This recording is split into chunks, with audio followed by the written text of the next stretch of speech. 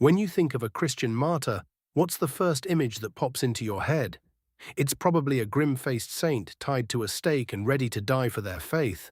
But what if I told you that for some of the early Christians, you didn't actually have to die a violent death to be considered a martyr?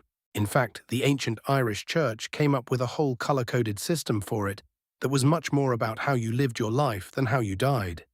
And these other martyrdoms may seem weird, but are a lot more interesting than just facing the lions. Okay, let's get the familiar one out of the way first. Red martyrdom. This is the classic definition, shedding your blood and giving your physical life for what you believe.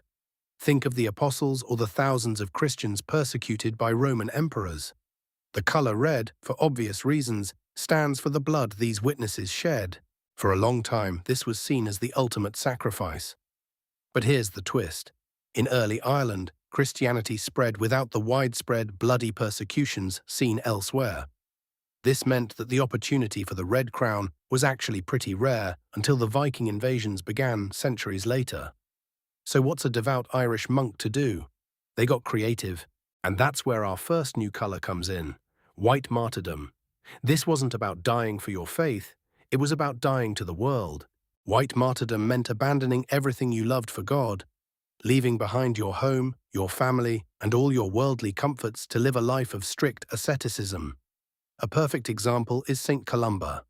Born an Irish prince, he chose a life of permanent exile and founded a monastery on the remote, wind-swept island of Iona, off the coast of Scotland. It was a bloodless death to the world, a radical separation from earthly life, symbolized by the color white, representing purity. But why stop there? The Irish took this idea even further with an even stranger concept: green martyrdom. This was the martyrdom of intense self-denial. These monks would free themselves from their own desires through extreme fasting and hard physical labor. The color itself, originally glass in Old Irish, could mean green, blue, or gray. It most likely symbolized the sickly, pale complexion that comes from such a harsh and penitential lifestyle. So you have red, white, and green: death, exile, and penance. This incredible system reveals that for early Irish Christians, martyrdom wasn't just a single bloody event.